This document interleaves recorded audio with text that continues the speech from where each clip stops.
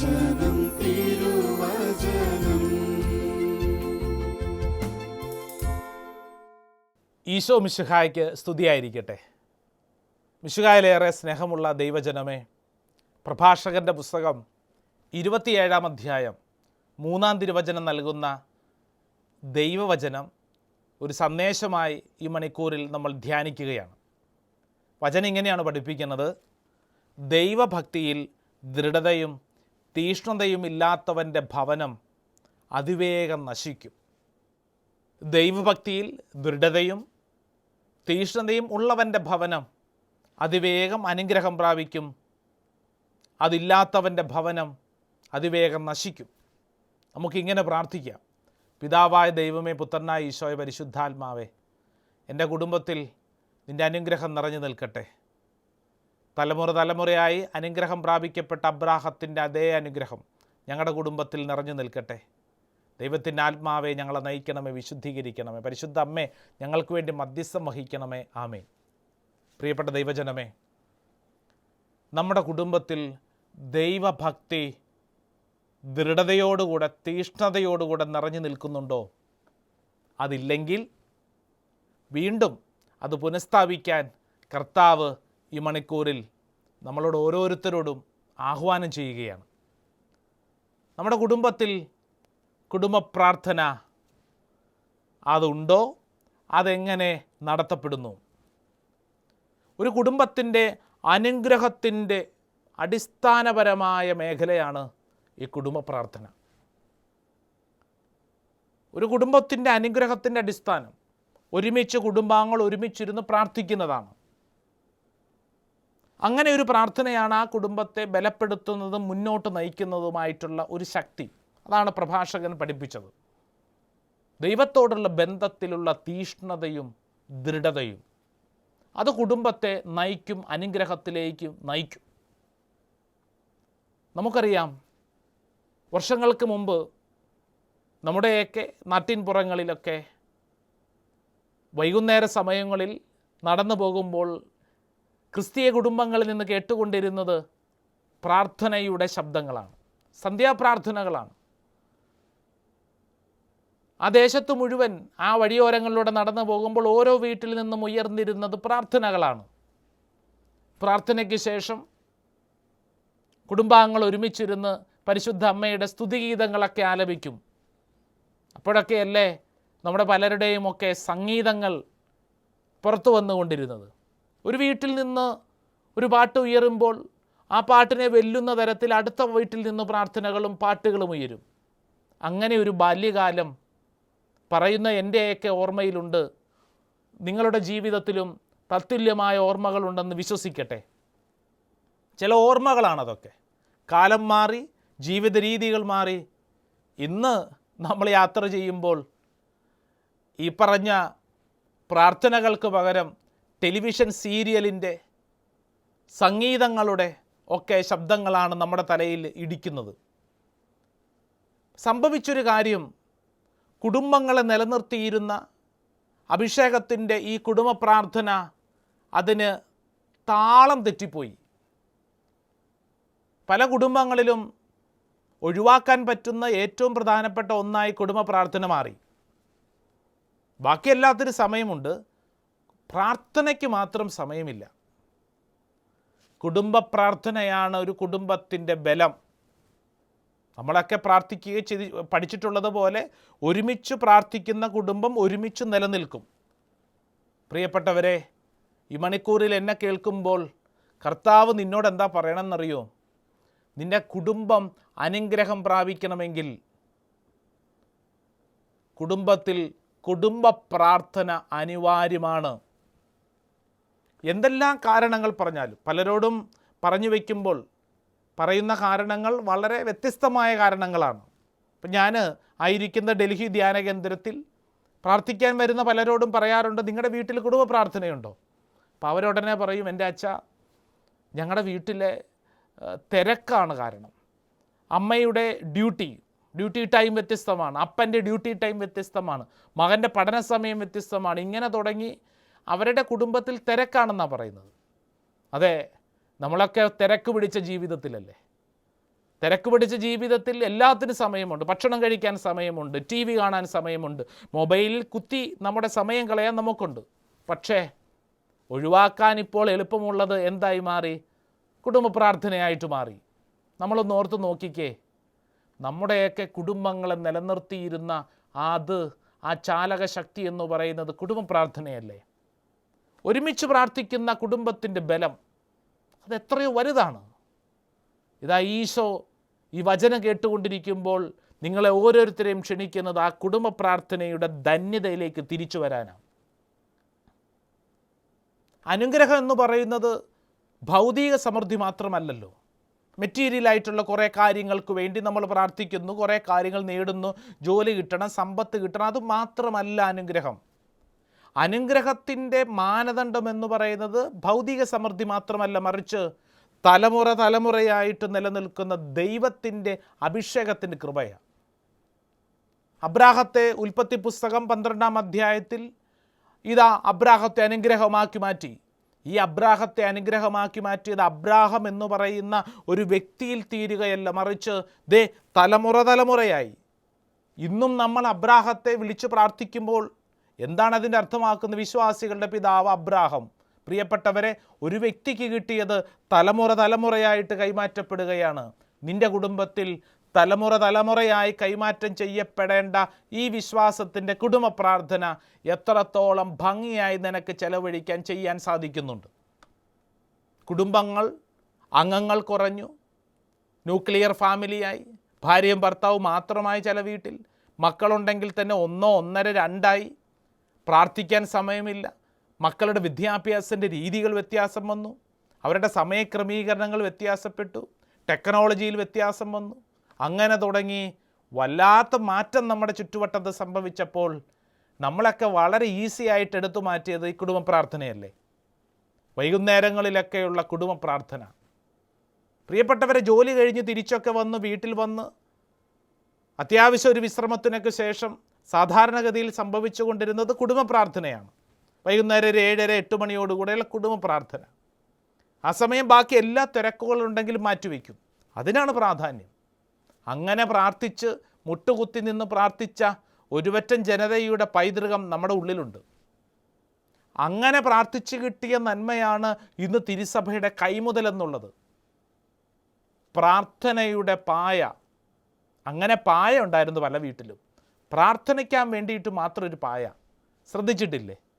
പല വീട്ടിലും പ്രാർത്ഥനാ സമയത്ത് അമ്മയോ അപ്പനോ സഹോദരങ്ങളോ ഒരു പായ എടുത്തുകൊണ്ട് വരും, ചുരുട്ടി വച്ചിരിക്കുന്നൊരു പായ. ആ പായ വിരിക്കും, അവിടെ മുട്ടുകുത്തും. പായയൊക്കെ പോയി, രീതികൾ മാറി, മുട്ടുകുത്തി നിന്ന ശൈലി തന്നെ മാറി. കസേരയും സോഫയുമാണ് ഇന്ന് പലർക്കും ഇഷ്ടം. കഴിഞ്ഞ ദിവസം ഒരമ്മ മകളെയും കൊണ്ട് വന്നിട്ട് പറഞ്ഞു, അച്ഛാ പ്രാർത്ഥിക്കാൻ വരില്ല.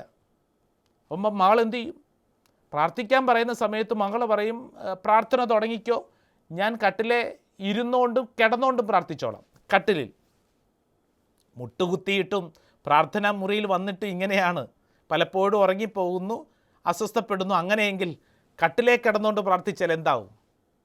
പ്രിയപ്പെട്ട ദൈവജനമേ, നമ്മുടെയൊക്കെ പ്രാർത്ഥനാ ശൈലി വല്ലാണ്ടങ്ങ് മാറിപ്പോയല്ലേ? പ്രാർത്ഥനാ ശൈലികളും രീതികളും വല്ലാണ്ട് മാറിപ്പോയി. പ്രാർത്ഥനയുടെ പായ, അതിനുവേണ്ടി പുതിയ പായ വാങ്ങിക്കൊണ്ട് വരണമെന്നല്ല, മറിച്ച് ഒരു ചെറിയ പൈതൃകത്തെ ഓർമ്മപ്പെടുത്തിയതാണ്. അങ്ങനെയൊക്കെ ഉണ്ടായിരുന്നു. അങ്ങനെയുള്ള പായയിൽ മുട്ടുകുത്തി പ്രാർത്ഥിച്ച് അതിൻ്റെ തഴമ്പിൽ നിന്നാണ് കുടുംബത്തെ വളർത്തിക്കൊണ്ടുവന്നത് നമ്മുടെയൊക്കെ മുൻതലമുറ. തമ്പുരാൻ്റെ മുമ്പിൽ മുട്ടുകുത്തിയാൽ ലോകത്ത് മറ്റു മനുഷ്യരുടെ മുമ്പിൽ മുട്ടുമടക്കേണ്ടി വരില്ലെന്ന് നമ്മൾ പഠിക്കണം. തമ്പുരാൻ്റെ മുമ്പിൽ മുട്ടുകുത്തിയാൽ ലോകത്ത് മനുഷ്യൻ്റെ മുമ്പിൽ മുട്ടുകുത്തേണ്ടി വരില്ല. ഇന്ന് നമുക്ക് പലർക്ക് സംഭവിക്കുന്ന പരാജയം എന്താ? നാട്ടുകാരുടെ മുമ്പിലൊക്കെ മുട്ടുകുത്തി എളിമപ്പെട്ട തമ്പുരാൻ്റെ മുമ്പിൽ വരുമ്പോൾ മാത്രം കൈകെട്ടി മാറിയിരുന്ന് തലചൊറിഞ്ഞ് വായ്ക്കോട്ട വിട്ട് അലസമായി വിരസതയോടുകൂടെ ബോറടിക്കുന്നു. ചിലർ ചോദിക്കുന്നു, എന്തിനാ ഈ മുഴുവൻ കൊന്ത ചെല്ലുന്ന എന്തിനാ? കഴിഞ്ഞ ദിവസം ഒരു വീട്ടിലെ പ്രാർത്ഥനാ രീതിയെക്കുറിച്ച് കേട്ടു. ഒരു 3 അംഗങ്ങളാണുള്ളത്. അപ്പോൾ കുടുംബത്തിലെ മകൻ പറഞ്ഞു, നമ്മൾ 3 പേരല്ലേ ഉള്ളൂ, അപ്പോൾ അതുകൊണ്ട് 3 നന്മ നിറഞ്ഞ മറിയം ചൊല്ലി അവസാനിപ്പിക്കുക. 5 പേരുണ്ടെങ്കിൽ 5 എണ്ണം. അപ്പോൾ അത് എണ്ണം അനുസരിച്ച് മാറണം അത്രേ. പ്രിയപ്പെട്ടവരെ, ഒരു കൊന്ത മുഴുവൻ ചെല്ലാൻ പോലും പറ്റാത്ത വണ്ണം നമ്മൾ അത്രമാത്രം പിശുക്കരായോ? അത്രമാത്രം സമയം ലാഭിക്കാൻ തുടങ്ങിക്കഴിഞ്ഞു. കുടുംബ പ്രാർത്ഥനയുടെ ചൈതന്യം അത് കുടുംബത്തെ നിലനിർത്തുന്ന ചൈതന്യമാണ്. എത്ര തിരക്കുകളുണ്ടെങ്കിലും പ്രിയപ്പെട്ട സഹോദരങ്ങളെ ഒഴിവാക്കല്ലേ, കുടുംബത്തെ നിലനിർത്തുന്നത് കുടുംബ പ്രാർത്ഥനയാണ്. നമ്മൾ ചിന്തിച്ച് നോക്കിയാൽ നമ്മൾ പ്രാർത്ഥിക്കുന്ന ആ വീട്, നമ്മളൊക്കെ വീടുകളിൽ നമ്മൾ പ്രാർത്ഥിക്കുമ്പോൾ പ്രാർത്ഥിക്കേണ്ട പ്രാർത്ഥന മുട്ടുകുത്തുന്ന സ്ഥലത്ത് തിരുഹൃദയത്തിൻ്റെയോ കരുണയുടെയോ ഒക്കെയായ ഈശോയുടെ രൂപം ഉണ്ടാവും, പരിശുദ്ധ അമ്മയുടെ ഒരു രൂപം ഉണ്ടാവും. അതിൻ്റെ മുമ്പിലാണ് മുട്ടുകുത്തി പ്രാർത്ഥിക്കുന്നത്. വർഷങ്ങളായിട്ട് നമ്മളവിടെ മുട്ടുകുത്തി പ്രാർത്ഥിക്കുകയാണ്. അങ്ങനെ ആ പ്രാർത്ഥിക്കുന്ന മണ്ണിൽ എന്ത് സംഭവിക്കും? അത്ഭുതങ്ങളുണ്ടാവും. അത്ഭുതങ്ങൾ സംഭവിക്കാൻ വേണ്ടി നീ ദൂരെ എങ്ങും ഓടേണ്ട. നിൻ്റെ വീട്ടിൽ പ്രാർത്ഥിക്കുന്ന കുടുംബ പ്രാർത്ഥന ചൊല്ലുന്ന ആ സ്ഥലത്ത് നീ ഒന്ന് മുട്ടുകുത്തിക്കേ. ഇന്ന് ജനം ഓടുകയാണല്ലോ അത്ഭുതങ്ങൾ അടയാളങ്ങളും കാണാൻ വേണ്ടി. ആ ഓട്ടം അവസാനിപ്പിച്ചിട്ട് നിൻ്റെ വീട്ടിൽ കുടുംബ പ്രാർത്ഥന നടക്കുന്ന സ്ഥലത്തൊന്ന് മുട്ടുകുത്തിക്കേ. പ്രാർത്ഥിച്ച മണ്ണിൽ അത്ഭുതങ്ങളുണ്ടാവും. നമ്മൾ ദിവസവും പ്രാർത്ഥിക്കുകയല്ലേ അവിടെ? എത്ര നാളുകളായി പ്രാർത്ഥിക്കുന്നതാണ് നമ്മുടെ തറവാട്ടിലൊക്കെയുള്ള നമ്മുടെ മണ്ണ്. നമ്മൾ ചൊല്ലുകയല്ലേ അവിടെ നിന്ന്, സ്വർഗസ്ഥനായ ഞങ്ങളുടെ പിതാവേ, നന്മ നിറഞ്ഞ മറിയമേ സ്വസ്തി എന്ന് പറഞ്ഞാൽ നമ്മുടെ നാവിൽ നിന്നും ഇതാ സ്വരമുയരുകയാണ്. നമ്മുടെ നാവിൽ നിന്നുയരുന്ന സ്വരം എവിടെ? ആ സ്വരം ആ അന്തരീക്ഷത്തിൽ തങ്ങി നിൽക്കും. ആ അന്തരീക്ഷത്തിൽ തങ്ങി നിൽക്കും. അത് ഊർജമാണ്. ശാസ്ത്രം പറയുന്നുണ്ട്, ഊർജത്തെ ആർക്കും നശിപ്പിക്കാനാവില്ല. ഊർജം മറ്റൊന്നായിട്ട് കൺവേർട്ട് ചെയ്യപ്പെടും. അപ്പോൾ ഊർജത്തെ നശിപ്പിക്കാനാവില്ല. നമ്മൾ പ്രാർത്ഥിച്ച പ്രാർത്ഥനയെല്ലാം അതവിടെ കിടക്കും. നിൻ്റെ വീട്ടിൽ നീ കുടുംബ പ്രാർത്ഥന നടത്തുമ്പോൾ ഓർത്തുകൊള്ളണം, അത്രയും നാൾ പ്രാർത്ഥിച്ചതൊക്കെ ആ മണ്ണിലൊരു അനുഗ്രഹത്തിൻ്റെ അഭിഷേകം പോലെ അതങ്ങനെ കിടക്കുകയാണ്. അതൊരിക്കലും നശിക്കുന്നില്ല. അതാണ് നിൻ്റെ കുടുംബത്തിൻ്റെ അനുഗ്രഹം. അങ്ങനെ പ്രാർത്ഥിച്ചൊരുങ്ങപ്പെട്ട നിൻ്റെ വീട്ടിലെ ആ പ്രാർത്ഥനാ മുറിയിൽ നിന്നുകൊണ്ട് നിൻ്റെ ജീവിതത്തിൽ ഒരു പ്രശ്നമോ പ്രതിസന്ധിയോ ഉണ്ടാകുമ്പോൾ നിനക്ക് ഓടിയണയാൻ അതാണ് സ്ഥലം. അവിടെ വന്ന് നീ പ്രാർത്ഥിക്ക്. അപ്പോൾ തന്നെ നിൻ്റെ ഉള്ളിലേക്ക് വലിയൊരു അഭിഷേകം കടന്നു വരും. ആ ഒറ്റ പ്രാർത്ഥനയിലല്ല, മറിച്ച് അത്രയും നാളും പ്രാർത്ഥിച്ചതിൻ്റെ പിൻബലം അതിന് ചുറ്റുവട്ടത്തുണ്ട്. എന്നാൽ അതിന് പകരമായി പ്രാർത്ഥനയില്ലാത്ത വീട്, നമുക്കറിയാമല്ലോ, ചില വീട്ടിലോട്ടൊക്കെ കാലെടുത്ത് കുത്തുമ്പോൾ തന്നെ നമുക്കറിയാം ഇത് പ്രാർത്ഥിക്കുന്ന വീടാണോ അല്ലയോ. എങ്ങനെ അറിയാൻ സാധിക്കും? ആ വീടിൻ്റെ അന്തരീക്ഷം കണ്ടാൽ തന്നെ അറിയാം. അവിടുത്തെ അവസ്ഥ കണ്ടാൽ തന്നെ അറിയാം. കാരണം വല്ലാതൊരു നെഗറ്റീവ് എനർജി അവിടെ വർക്ക് ചെയ്യുന്നു. കാരണം എന്താ? പോസിറ്റീവ് എനർജി, ദൈവിക സാന്നിധ്യം അവിടെ ഇല്ല. പ്രാർത്ഥനയുണ്ടെങ്കിൽ അത് പോസിറ്റീവാണ്, ദൈവത്തിൻ്റെ അഭിഷേകമാണ്. നെഗറ്റീവ് വരുന്നത് എവിടുന്നാണ്? അപ്പം നമ്മൾ നമ്മുടെ വീട്ടിൽ പരസ്പരം ചീത്ത പറയുന്നു, കുറ്റം പറയുന്നു, കളിയാക്കുന്നു, വഴക്കു പറയുന്നു, അങ്ങനെ തുടങ്ങി മൊത്തം നെഗറ്റീവായ കാര്യങ്ങൾ മാത്രമാണെങ്കിൽ ഇതെല്ലാം സംഭവിക്കപ്പെടുന്ന ആ മണ്ണിൽ അതവിടെ കിടക്കും. ആ അന്തരീക്ഷത്തിൽ മുഴുവൻ നെഗറ്റീവ് എനർജി തങ്ങി നിൽക്കും. സ്വാഭാവികമായിട്ട് അതിൻ്റെ പരിണിത ഫലം പോലെ രോഗങ്ങളും പീഡകളും കഷ്ടതകളും അതിങ്ങനെ വരുത്തി വയ്ക്കും. പ്രിയപ്പെട്ടവരെ, നമ്മുടെ വീട്ടിൽ ദൈവത്തിൻ്റെ ആത്മാവ് സഞ്ചരിക്കുന്നൊരു മണ്ണാക്കി നമുക്ക് മാറ്റാം. എങ്ങനെ? കുടുംബ പ്രാർത്ഥനയിലൂടെ. പ്രിയപ്പെട്ടവരെ, നമുക്കൊക്കെ പ്രാർത്ഥിക്കാൻ കുടുംബ പ്രാർത്ഥനയ്ക്ക് നിശ്ചയമായ ഒരു സമയം വേണം. ആ സമയത്ത് ഒരുമിച്ച് പ്രാർത്ഥിക്കാം. ആ സമയത്ത് പല സ്ഥലങ്ങളിൽ ഇപ്പം എങ്ങനെയായി പലരും ആ സമയത്ത് മൊബൈൽ കുത്തിക്കൊണ്ടിരിക്കുന്നു. മക്കൾ വാട്സപ്പിലും ഫേസ്ബുക്കിലുമാണ്. ആ സമയത്ത് പാടില്ല. കുടുംബ പ്രാർത്ഥനാ സമയത്ത് എല്ലാവരും ഒരുമിച്ചിരുന്ന് പ്രാർത്ഥിക്കട്ടെ. മൊബൈലിനൊക്കെ മാറ്റിവെക്ക്. നീ ആ സമയത്ത് പ്രാർത്ഥനയിലാണ്. അതാണ് നമ്മുടെ വിഷയം. ആ സമയത്ത് പ്രാർത്ഥിക്കാൻ വേണ്ടി സമയം മാറ്റിവെക്കണം. സാധിക്കുമെങ്കിൽ പ്രിയപ്പെട്ട മാതാപിതാക്കളെ, നിങ്ങൾ വേണം പ്രാർത്ഥനയ്ക്ക് നേതൃത്വം കൊടുത്ത് അവർക്ക് മാതൃകയാവാൻ. കുടുംബത്തിൽ കുടുംബനാഥനാണ് ആ കുടുംബത്തിൻ്റെ പുരോഹിതൻ. കുടുംബത്തിൻ്റെ പുരോഹിതൻ കുടുംബ പ്രാർത്ഥനകൾക്ക് നേതൃത്വം നൽകണം. പുരോഹിതൻ ശുശ്രൂഷകൾക്ക് നേതൃത്വം നൽകുന്നില്ലേ?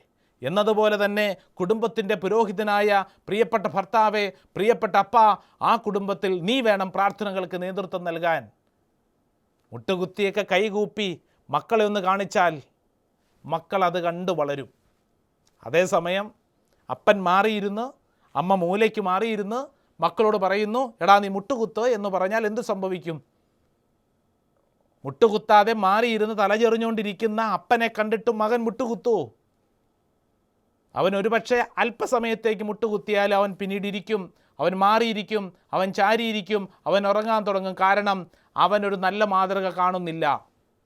എൻ്റെ പ്രിയപ്പെട്ട മാതാപിതാക്കളെ, നിങ്ങൾ മുട്ടുകുത്തി കൈകൂപ്പി കാണിച്ചാൽ നിങ്ങളുടെ മക്കളും അതുപോലെ തന്നെ മുട്ടുകുത്തി കൈകൂപ്പി പ്രാർത്ഥിക്കും. ഒരു സംശയമില്ല. അത് അടുത്ത തലമുറയിലേക്ക് കൈമാറ്റം ചെയ്യപ്പെടും. കാരണം അവരുടെ ഉള്ളിലൊരു ഓർമ്മയായിട്ട് നിഴലിക്കും. സമയമില്ല, ക്ഷീണമാണ്, പലതും പറയാം. പക്ഷേ ഇങ്ങനെ ഒരു പ്രവൃത്തി ചെയ്താൽ നിങ്ങളുടെ മക്കൾക്ക് കൊടുക്കാവുന്ന ഏറ്റവും വലിയ സമ്പത്തായിട്ടത് മാറ്റപ്പെടും. നിങ്ങളുടെ മക്കൾക്ക് കൊടുക്കാൻ വേണ്ടി നിങ്ങൾ ഒത്തിരിയേറെ സമ്പാദിക്കുന്നില്ല. പല മാതാപിതാക്കളും ബാങ്കിൽ പണമുണ്ടാക്കുന്നു. ബാങ്കിൽ പണമിട്ട് അതാ മക്കൾക്കുള്ള സമ്പത്ത്. സ്ഥലം വാങ്ങിക്കൂട്ടി, മക്കൾക്ക് നല്ല വിദ്യാഭ്യാസം കൊടുത്ത്, എല്ലാ സൗകര്യങ്ങളും കൊടുത്ത്, വില കൂടിയ മൊബൈൽ ഫോൺ കൊടുത്ത്, സൈക്കിളും സ്കൂട്ടറും എല്ലാം കൊടുത്ത്, കൊള്ളാം, നല്ല കാര്യം. ഭൗതികമായ സമൃദ്ധി മുഴുവൻ നീ കൊടുക്കുന്നുണ്ടല്ലോ. എങ്കിൽ ആത്മീയമായി എന്ത് സമൃദ്ധിയാണ് കൊടുക്കുന്നത്? മക്കളെ പ്രാർത്ഥനയിൽ വളർത്താൻ പ്രിയപ്പെട്ട മാതാപിതാക്കളെ ശ്രദ്ധിക്കണം. കുടുംബ പ്രാർത്ഥനയ്ക്കൊക്കെ ശേഷം നമ്മുടെയൊക്കെ കുടുംബത്തിലുണ്ടായിരുന്നൊരു പതിവെന്താ? കുടുംബ പ്രാർത്ഥനയ്ക്ക് ശേഷം പരസ്പരം സ്തുതി ചൊല്ലി ഉമ്മ കൊടുക്കും. ഇന്ന് ഉമ്മ കൊടുക്കാൻ പോലും പറ്റുന്നില്ലല്ലോ പലർക്കും. ഫ്ലൈയിങ് കിസ്സായി മാറി, ഒരു മുറിയിൽ നിന്ന് അടുത്ത മുറിയിലേക്ക്. ചില വീടുകളിൽ അതുപോലുമില്ല. പ്രിയപ്പെട്ടവരെ, നമ്മുടെയൊക്കെ വീടുകളിൽ എന്തെല്ലാം അസ്വസ്ഥതകളുണ്ടെങ്കിലും വൈകുന്നേരം കുടുംബ പ്രാർത്ഥന കഴിഞ്ഞ് അപ്പനോട് എന്തെങ്കിലും നീരസം ഉണ്ടെങ്കിൽ ആ അപ്പൻ്റെ മുമ്പിൽ ചെന്ന് സ്തുതി ചൊല്ലി ഒന്ന് കെട്ടിപ്പിടിച്ചൊരു ഉമ്മ കൊടുക്കുമ്പോൾ അത്രയും നേരം ഉണ്ടായിരുന്ന നീരസമൊക്കെ പോവില്ലായിരുന്നോ? അമ്മയോടാവട്ടെ സഹോദരങ്ങളാവട്ടെ, എന്തൊരു ബന്ധത്തിൻ്റെ ഊഷ്മളതയാണ്. അതിനുശേഷം അത്താഴം കഴിക്കുമ്പോൾ അവിടെ ഒരുമിച്ചിരിക്കുമ്പോൾ എന്തൊരു സ്നേഹമാണ്. രാത്രി കിടന്നുറങ്ങുമ്പോൾ സമാധാനമാണ്. കാരണം പകൽ സമയങ്ങളിൽ ഏതെങ്കിലും വാക്കുകൊണ്ടോ ചിന്ത കൊണ്ടോ കുടുംബാംഗങ്ങളിലുണ്ടായിട്ടുള്ള വിഷമതകൾ ആ പ്രാർത്ഥന കഴിഞ്ഞ് ഒന്ന് സ്തുതി ചൊല്ലി ഒരു ഉമ്മ കൊടുക്കുമ്പോൾ, സ്നേഹം പങ്കുവെക്കുമ്പോൾ തീരാറുണ്ടല്ലോ. അങ്ങനെയല്ലേ നമ്മുടെ കുടുംബങ്ങളൊക്കെ വളർന്നത്? നമുക്ക് തിരിച്ചു വരാം. പ്രാർത്ഥനയുടെ പായ, പ്രാർത്ഥനയുടെ ചൈതന്യം നമ്മുടെ കുടുംബത്തിൽ ഉണ്ടാവണം. അങ്ങനെ ഉണ്ടായാൽ കുടുംബം രക്ഷ പ്രാപിക്കും. പ്രിയപ്പെട്ടവരെ, ഇത് അനിവാര്യമായൊരു ഘടകമാണ്. ഈ കാലഘട്ടം നമ്മിൽ നിന്ന് ആവശ്യപ്പെടുന്നതാണ്. നിങ്ങൾ എത്ര നല്ല ഹൈടെക് സിറ്റിയിലാണെങ്കിലും, സ്മാർട്ട് സിറ്റിയിലാണെങ്കിലും, തിരക്ക് പിടിച്ച ജീവിതാനുഭവങ്ങളിലാണെങ്കിലും, എത്ര വലിയ ബിസിനസ് സാമ്രാജ്യങ്ങളിലാണെങ്കിലും, ഇനി കുടുംബത്തിൽ ഒട്ടും സമയമില്ല എന്ന് കരുതുന്ന ആരുമായിക്കൊള്ളട്ടെ, എൻ്റെ പ്രിയപ്പെട്ട സഹോദരങ്ങളെ, കുടുംബ പ്രാർത്ഥന മുടക്കല്ലേ. സമയം കണ്ടുപിടിക്കണം. കുടുംബത്തിൽ ഒരുമിച്ചിരുന്ന് ചിന്തിച്ചിട്ട് സമയം കണ്ടുപിടിക്കണം. ആ സമയത്ത് ഒരുമിച്ചിരുന്ന് പ്രാർത്ഥിക്കണം. പല മുറികളിലല്ല, ഒരുമിച്ചിരുന്ന് ഒരു സ്ഥലത്ത്, അൾത്താരയുടെ മുമ്പിൽ നിങ്ങളുടെ വീട്ടിൽ പ്രാർത്ഥിക്കുന്ന സ്ഥലത്ത് ഒരുമിച്ചിരുന്ന് പ്രാർത്ഥിക്കണം. അതിനുവേണ്ടി പുതിയ മുറി പണിയണമെന്നൊന്നുമല്ല, അതിനുവേണ്ടി പുതിയ വീട് പണിയണമെന്നല്ല. ഉള്ള സ്ഥലത്ത് ഒരുമിച്ചിരുന്ന് പ്രാർത്ഥിക്കുക. ഒരുമിച്ചിരുന്ന് സ്വർഗസ്ഥനായ പിതാവേ എന്ന് പറഞ്ഞ് പ്രാർത്ഥിക്കുമ്പോൾ ഒരു നിയോഗത്തോടുകൂടി ഇതാ സ്വർഗീയ കടങ്ങളിലേക്ക് നമ്മുടെ പ്രാർത്ഥന എത്തുകയാണ്. തമ്പുരാൻ കർത്താവിന് നമ്മൾ അനുഗ്രഹിക്കാതിരിക്കാൻ പറ്റുമോ? നമ്മുടെ മുമ്പിൽ വചനം പഠിപ്പിക്കുന്നുണ്ടല്ലോ. കൃത്യമായിട്ട് നമ്മുടെ മുമ്പിൽ ഓർമ്മപ്പെടുത്തുന്നത് ലൂക്കാസ് വിശേഷത്തിലാണ്. ലൂക്കാസ് വിശേഷം 6-ാം അധ്യായം 47 മുതലുള്ള തിരുവചനങ്ങൾ മനോഹരമായിട്ട് നമ്മളെ ഓർമ്മപ്പെടുത്തുന്ന ഒരു കാര്യം എന്താണ്? ഉറച്ച അടിസ്ഥാനത്തെക്കുറിച്ചാണ്. ഒരു വീടിൻ്റെ ഉറച്ച അടിസ്ഥാനം എന്താ? ലൂക്കാസ് വിശേഷം 6-ാം അധ്യായം 48-ാം തിരുവചനം പറയുന്നു, ആഴത്തിൽ കുഴിച്ച് പാറമേൽ അടിസ്ഥാനമിട്ട് വീട് പണിത മനുഷ്യനോട് സദൃശനാണ് അവൻ. ആരാണ്? വചനം പറയുന്നു, എൻ്റെ അടുത്ത് വന്ന് എൻ്റെ വചനം കേൾക്കുകയും അതനുസരിച്ച് പ്രവർത്തിക്കുകയും ചെയ്യുന്നവൻ ആർക്ക് സദൃശനാണെന്ന് ഞാൻ പറയാം. ആർക്കാണ്? ആഴത്തിൽ കുഴിച്ച് പാറമേൽ അടിസ്ഥാനമിട്ട് വീട് പണിത മനുഷ്യനോട് സദൃശൻ. വെള്ളപ്പൊക്കമുണ്ടായി, ഒഴുക്ക് അതിൻ്റെ മേൽ ആഞ്ഞടിക്കുകയും ചെയ്തു. എന്നാൽ ആ വീടിനെ ഇളക്കാൻ കഴിഞ്ഞില്ല. എന്തെന്നാൽ അത് ബലിഷ്ഠമായിട്ട് പണിയപ്പെട്ടിരുന്നു. നിൻ്റെ വീടിതുപോലെ ഉറച്ചതായിരിക്കണം. ദൈവവചനത്തിൽ അടിസ്ഥാനമിട്ട പ്രാർത്ഥിക്കുന്ന കുടുംബം നമ്മുടെ കുടുംബത്തിൻ്റെ മേൽ കാറ്റടിക്കും കേട്ടോ. ശക്തമായ മഴ പെയ്യും കേട്ടോ. സുനാമി വരും. പല തകർച്ചകൾ സംഭവിക്കും. വീഴാതിരിക്കണോ? പ്രാർത്ഥനയിൽ ഉറച്ചു നിൽക്കാം. വീഴാതിരിക്കണമെങ്കിൽ പ്രാർത്ഥനയിൽ ഉറച്ചു നിൽക്കാം. പ്രാർത്ഥിക്കുന്ന കുടുംബത്തെ തകർക്കാൻ പറ്റില്ല. പ്രാർത്ഥിക്കുന്ന കുടുംബത്തെ തകർക്കാൻ പറ്റില്ല. നമ്മുടെയൊക്കെ കുടുംബങ്ങളിൽ നിന്ന് അപ്രകാരം തമ്പുരാൻ്റെ മുമ്പിൽ മുട്ടുകുത്തി പ്രാർത്ഥിക്കുന്ന ജീവിത വഴികൾ ഒരുങ്ങിയാൽ അതാണ് ഈ ലോകത്തിനാവശ്യം, ഈ കാലഘട്ടത്തിനാവശ്യം. അതാണ്. മക്കൾ പലതും പറയും. പക്ഷേ മാതാപിതാക്കളെ അവരെ പിടിച്ചിരുത്തി പ്രാർത്ഥിപ്പിക്കണം. അവർ പലതും പറയും, പല കഴിവുകളും പറയും. അതിൻ്റെ മുമ്പിൽ നമ്മൾ വീണു പോവരുത്. അവർ പറയുന്ന കാര്യങ്ങൾ കേൾക്കണം. അതിനപ്പുറം നിനക്ക് ചില കാര്യങ്ങൾ പറയാനുണ്ടാവണം. ഒരു വീടാവുന്നത് എങ്ങനെയാണ്? ചില വീടുകളിൽ മക്കൾക്ക് അത് ലോഡ്ജാണ്, ഹോട്ടലാണ്. എന്താണ്? അവർ വരുന്നു, ഭക്ഷണം കഴിക്കുന്നു, കിടന്നുറങ്ങുന്നു, അത്രയേ ഉള്ളൂ. ഇത് ലോഡ്ജല്ല നിൻ്റെ വീട് റെസ്റ്റോറൻ്റ് ഒന്നുമല്ല, വെറുതെ ഭക്ഷണം കഴിച്ചിട്ട് പോകാനുള്ള സ്ഥലമൊന്നുമില്ല. വീടാവുന്നത് എപ്പോഴാണ്? ഒരുമിച്ച് പ്രാർത്ഥന, ഒരുമിച്ച് ഭക്ഷണം, ഒരുമിച്ച് നിൻ്റെ ജീവിതത്തിൻ്റെതായ ഒരു മേഖലകൾ ഉയരുമ്പോഴാണ്, ദൈവം നടത്തുമ്പോഴാണ് വീടായിട്ട് മാറുന്നത്. അങ്ങനെയുള്ള ഒരു അഭിഷേകം, കുടുംബ പ്രാർത്ഥന, നഷ്ടപ്പെട്ടു പോയ കുടുംബ പ്രാർത്ഥന നമ്മുടെ വീടുകളിൽ നമുക്ക് ജ്വലിപ്പിച്ചാൽ, പ്രഭാഷകൻ്റെ പുസ്തകം പറഞ്ഞത് നമ്മൾ ഓർക്കണം. ദൈവഭക്തി ഇല്ലാത്തവൻ്റെ ഭവനം, ദൃഢതയില്ലാത്തവൻ്റെ ഭവനം അതിവേഗം നശിച്ചു പോകും. നമ്മുടെയൊക്കെ ചുറ്റുവട്ടത്തും പല നാശനഷ്ടങ്ങളും കാണുന്നില്ലേ? വീടുകളിൽ, വ്യക്തികളിൽ. കാരണം എന്താ? എവിടെയോ ചൊല്ലിക്കൊണ്ടിരുന്ന ജപമണികൾ മുറിഞ്ഞു പോയതുകൊണ്ടാണ്. കുടുംബ പ്രാർത്ഥനയുടെ ചൈതന്യം നഷ്ടപ്പെട്ടു പോയതുകൊണ്ടല്ലേ? നമുക്ക് തിരിച്ചു പിടിക്കാം. നമ്മുടെയൊക്കെ ജീവിത വഴികളിൽ പ്രാർത്ഥന അത് കുടുംബത്തെ ബലപ്പെടുത്തും. പ്രിയപ്പെട്ടവരെ, ഇങ്ങനെ ഒരു കാഴ്ചപ്പാടിലേക്ക് വളരാനാണ് തിരുസഭ നമ്മൾ ക്ഷണിക്കുന്നത്. പ്രിയപ്പെട്ടവരെ, നിരാശയും ദുഃഖവും പല കുടുംബങ്ങളിലും പല വ്യക്തികളിലും കടന്നു വന്നിരിക്കുന്നതാണ്. നിരാശയും ദുഃഖവും. ഈ നിരാശയും ദുഃഖവും മാറ്റാൻ നമ്മുടെ മുമ്പിലുള്ള വഴിയാണ് പ്രാർത്ഥന. റഷ്യൻ വിപ്ലവകാരിയായിരുന്നു ലെനിൻ. തൻ്റെ മരണസമയത്ത് അദ്ദേഹം പറഞ്ഞു വെച്ച എന്താണെന്നറിയോ? ഞാൻ ജനിക്കുന്നതിന് പകരമായി വിശുദ്ധ ഫ്രാൻസിസിനെ പോലെ ഒരു 10 പേരുണ്ടായിരുന്നെങ്കിൽ ഈ റഷ്യ രക്ഷപ്പെടുമായിരുന്നു. ജീവിതത്തിൽ അത്രമാത്രം ഒരു നഷ്ടത്തെക്കുറിച്ച് ഓർമ്മപ്പെടുത്തിക്കൊണ്ടാണ് പറയുന്നത്. നമുക്കൊക്കെ പറയാം, നമ്മുടെ ജീവിതത്തിൽ പ്രാർത്ഥിച്ച് നമ്മൾ ബലം നേടിയതാണ്, കുടുംബത്തിൽ പ്രാർത്ഥിച്ച് ബലം നേടിയതാണ്. അതിൻ്റെ ഗുണം എന്താ? ലോകത്തെവിടെ പോയാലും നീ നഷ്ടപ്പെടില്ല, നിനക്ക് സങ്കടപ്പെടില്ല. കാരണം നിൻ്റെ കുടുംബത്തിൻ്റെ പ്രാർത്ഥനയുടെ ബലം നിൻ്റെ കൂടെ ഉണ്ടാവും. അതുകൊണ്ട് പ്രിയപ്പെട്ട സഹോദരങ്ങളെ, പ്രാർത്ഥന ഒരു വിരസതമാകാതിരിക്കട്ടെ. പ്രാർത്ഥന അഭിഷേകമായിട്ട് മാറട്ടെ. തലമുറയായിട്ട് നടത്തുന്ന പ്രാർത്ഥനയുടെ അഭിഷേകമാണ് നമ്മളെ നിലനിർത്തുന്നത്. അത് നിൻ്റെ കുടുംബത്തിൽ, നീ എവിടെയായിരിക്കുന്നോ അതൊരു കുടുംബമാണ്. ആ കുടുംബത്തിൽ ആരംഭിക്കുക. ഉണ്ടെങ്കിൽ അതല്പം കൂടെ നന്നായിട്ട് പ്രാർത്ഥിക്കാൻ വേണ്ടി നമുക്ക് സ്വീകരിക്കാം. തീർച്ചയായും ദൈവം സമൃദ്ധമായിട്ട് നിങ്ങളെ അനുഗ്രഹിക്കട്ടെ. ആമേൻ.